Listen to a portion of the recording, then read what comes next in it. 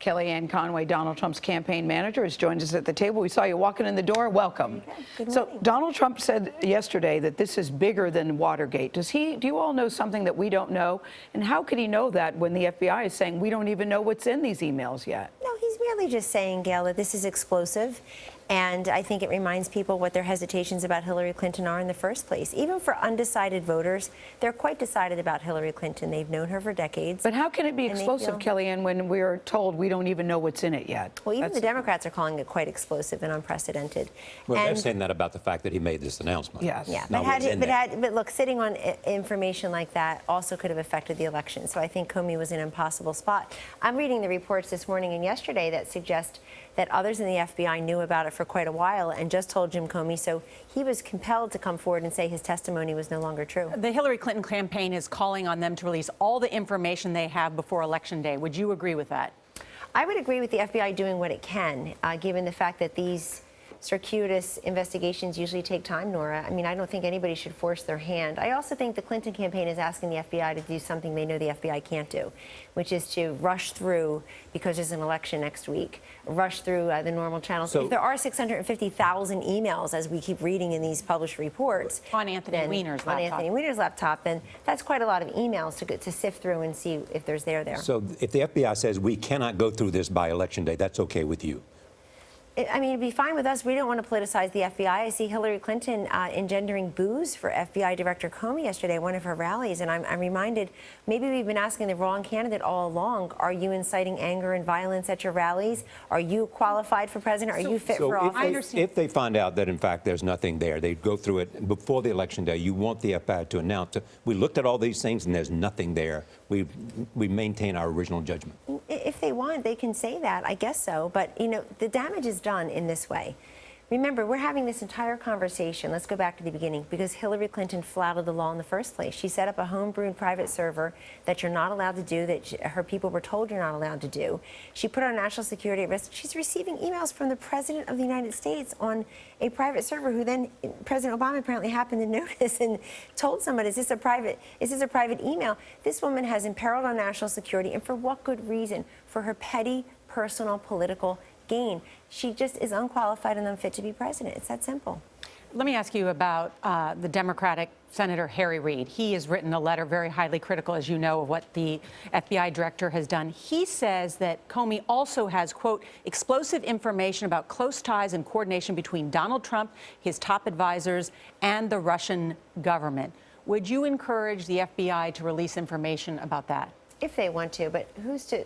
We're listening to Harry Reid. Put him under oath and see if he'll say the same thing. This is the same man who said Mitt Romney had hiding things in his tax returns.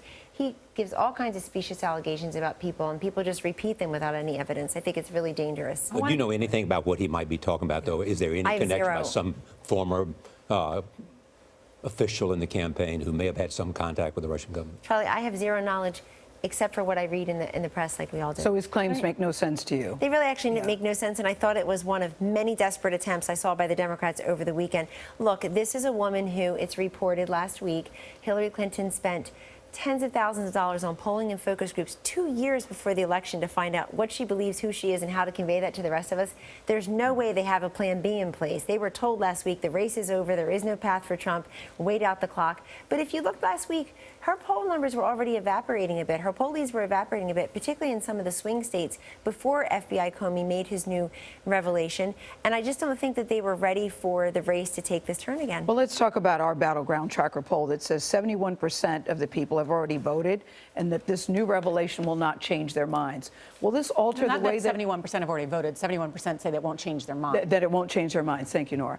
Will this change how you all campaign these remaining 8 days? No, it hasn't. Is it changing your strategy? No, it hasn't changed the strategy since it was announced. It was announced around, what, 1 or 2 p.m. on Friday. That day, Mr. Trump was in 3 states. The next day, 3 states. Yesterday, 3 stops. He mentions it at the beginning, and then he talks about Obamacare and ISIS and job creation and patriotism. And the reason he does that is because this just has to go on independent of us. And also, Obamacare is the huge roiling issue now. It's people are opening up their mailboxes, clicking onto their computers, and noticing their premiums are exploding out of control. We don't want Americans to go through another 4 or 8 years, Gail, where they're deciding between paying the rent, paying for food, or paying for these explosive Obamacare premiums. Can you turn around Pennsylvania? You're up. She's up. Has an 8-point in the latest We tracking don't see poll. it that way. We see You it disagree tighter with those race. poll numbers? Yes, we see a tighter race now in Pennsylvania. Pennsylvania is always a reach for Republicans, but it's a state where Donald Trump's message, Charlie, of renegotiating bad trade deals and creating 25 million jobs over 10 years, unleashing energy investment, and also just repealing and replacing Obamacare, including getting rid of that Obamacare Obamacare has penalty. become your issue. Well, it's been a huge issue for Republicans for years. In 2010 and 2014, it's a signature issue that helped Republicans win. In 2012, we couldn't do it as much because we nominated Romney Care, which was the inspirational blueprint and the political cover for Obamacare. But people are getting those premium increases now, and they're waking up to the fact that this has been a raw deal for many Americans. Gabe Sherman has written something very interesting in New York Magazine, a profile about you, saying that you're the mother of four toddlers, 4 children, and that you're used to working with young children. And in some ways, he's compared how you respond to Donald Trump the way you would with your children. What do you say to that? Well, I love the picture for once. There's so many bad ones out there. That's not a fair assessment of Mr. Trump and our relationship with each other, frankly. We have a great working relationship. I respect him, and it's his campaign, Gail, and it's his candidacy. It has to be his voice and his choice.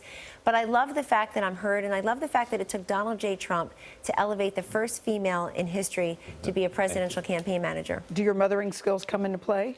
24/7 for every situation, not just Donald Trump. All right. Thank you, Kellyanne Thank you. Conway. 8 more days. 8 more days.